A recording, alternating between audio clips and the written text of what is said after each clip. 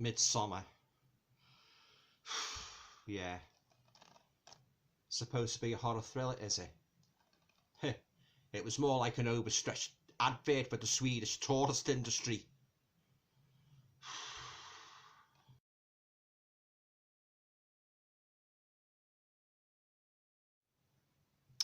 Hello, welcome to another video.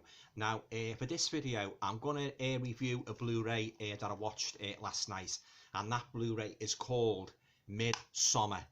Now, before I say anything more about this movie in terms of the story and what I thought of it, I'll just give you a little bit of background on the movie itself. Yeah, so Midsommar is supposed to be a horror thriller. It was released in 2019, and it was from writer-director Ari Aster, and it stars Florence Pugh, Jack Rayner, William Jackson Harper, and Will Poulter. Now, basically, well, if you're not familiar with Summer, I'll just read you the back of it just to give you an idea. Then I'll talk a little bit more about the movie and my thoughts on it. Right, okay. So this summer, let the festivities begin. Danny and Christian are a young American couple with a relationship on the brink of falling apart. But after a family tragedy keeps them together, a grieving Danny invites herself to join Christian and his friends on a trip to a once-in-a-lifetime midsummer festival in a remote Swedish village. Now, what begins as a carefree summer holiday in a land of eternal sunlight takes a sinister turn when the insular villagers invite their guests to partake in festivities that render the pastoral paradise increasingly unnerving and viscerally disturbing. From the visionary mind of Ari Aster comes a dread-soaked cinematic fairy tale where a world of darkness unfolds in broad daylight. Yeah, so on the whole, guys, I was very, very disappointed with this movie, and I thought it was an opportunity, that was missed. For one thing, it was very slow and boring. And then for another, there was too many weird rituals performed by this community that are supposed to be based in Sweden, and the characters were dull. Even the main protagonist, I couldn't really invest in them, and the stupid decisions as well what they made. There was a couple of strange things. They witnessed the main protagonist, while he was in this commune. A couple of the people, elders in the community, they lost their lives, and I won't go on too much about it, but they lost their lives quite brutally. And then one or two other strange things. Well, you would think if they witnessed those odd things, you would think, you'd think to yourself, oh, something's not right here. I better get out of here. I don't like the way this is going. No, but what did he do? They remain in the commune, and they're willing to sort of like take part in all the ceremonies and the rituals. What the commune perform. And then you've got like say the main protagonist, the young couple, the girl, she lost her family, her sister and her parents in a tragic murder suicide, and she's carrying a lot of emotional baggage.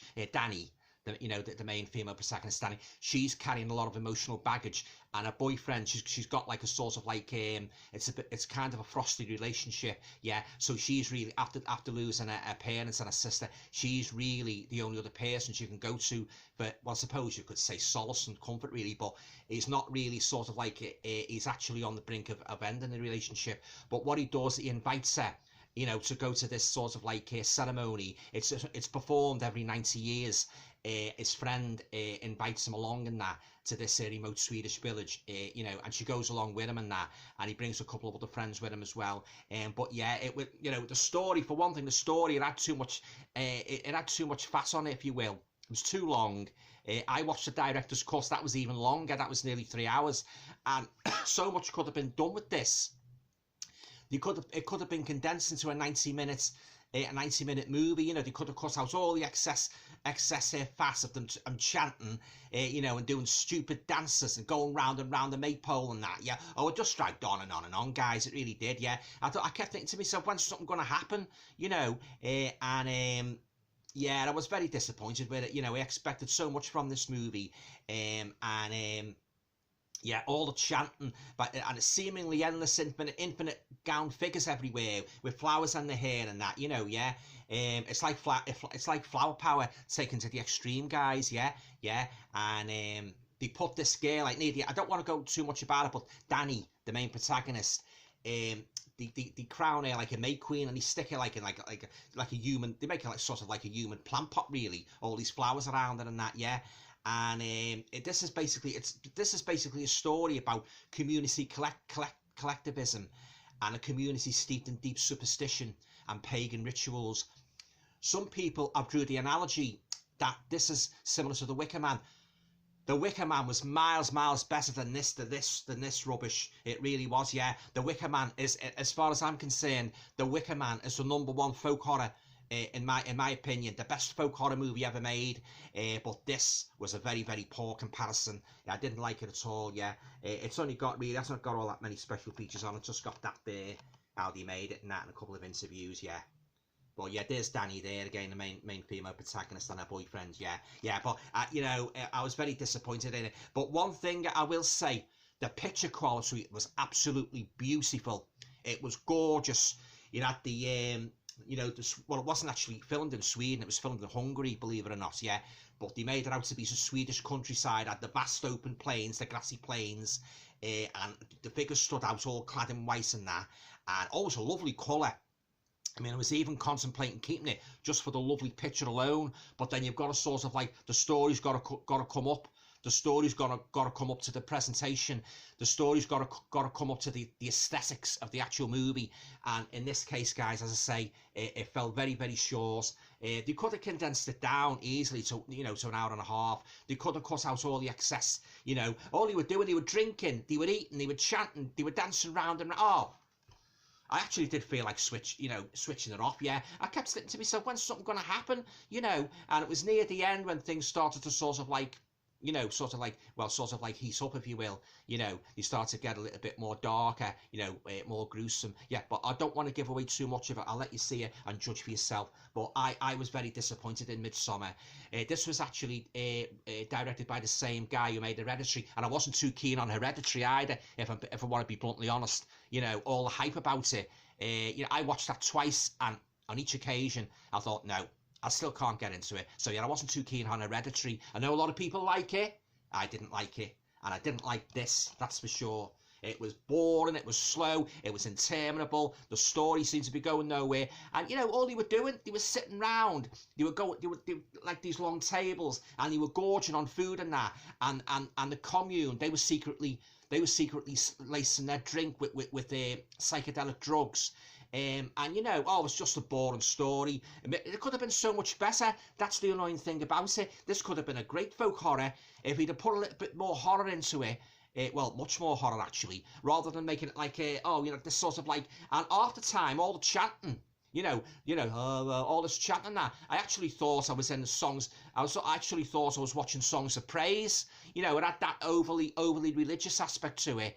And yeah, as I say, I didn't like the characters at all. And as I said at the beginning, horror, it was more like an overstretched advert for the Swedish tourism industry. Too many weird rituals. It was slow and boring. The characters were dull, very dull.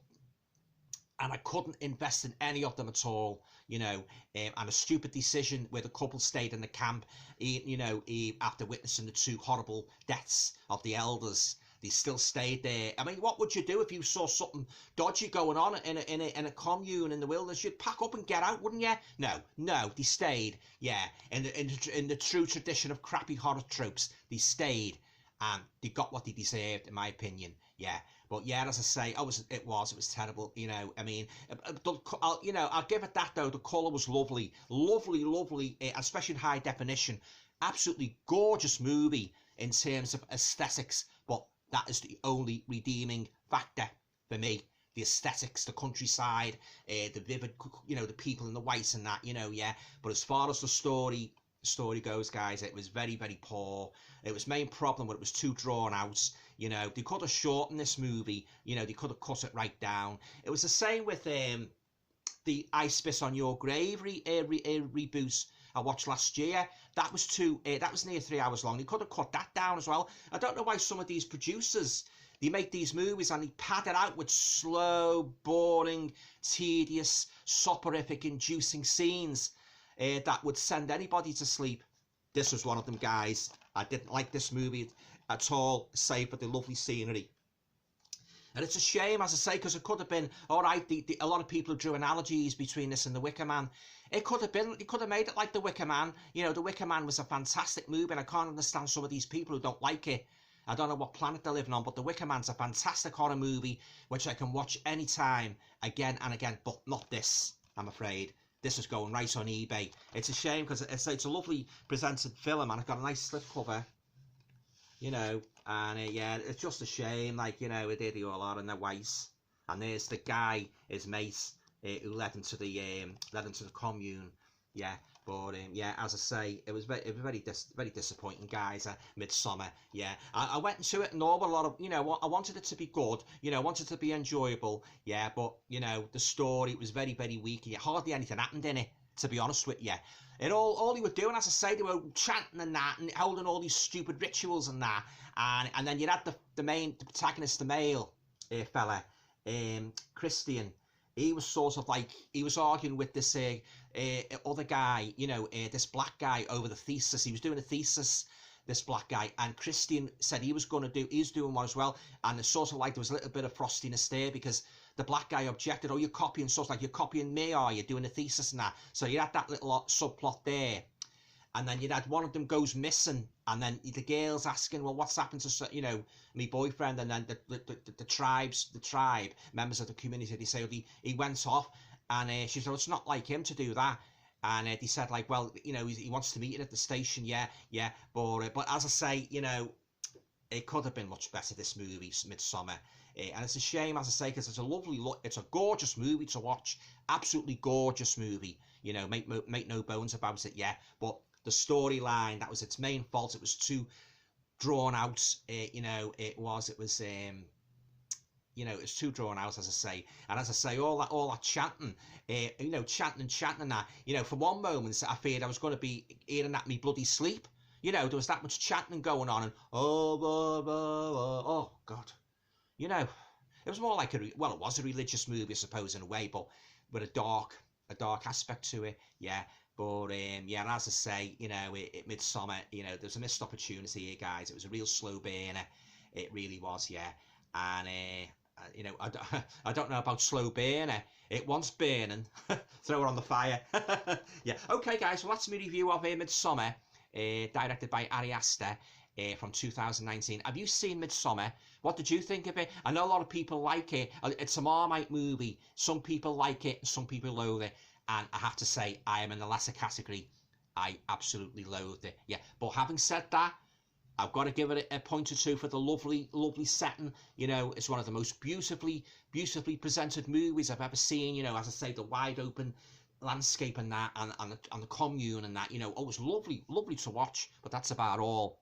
The storyline was, it was rubbish. Yeah. Okay, well that's it then. I say, if you've seen Midsommar, leave your comments down below.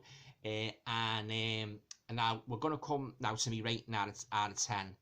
So I'm gonna give this movie 1 out of 10. Yes, 1 out of 10.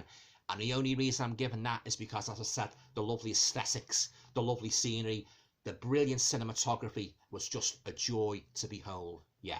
It's a shame, as I say, because if this had been a good story, I would have definitely kept this in my collection. Yeah, no doubt about it. Would have put it right up there with The Wicker Man. Yeah, missed opportunity.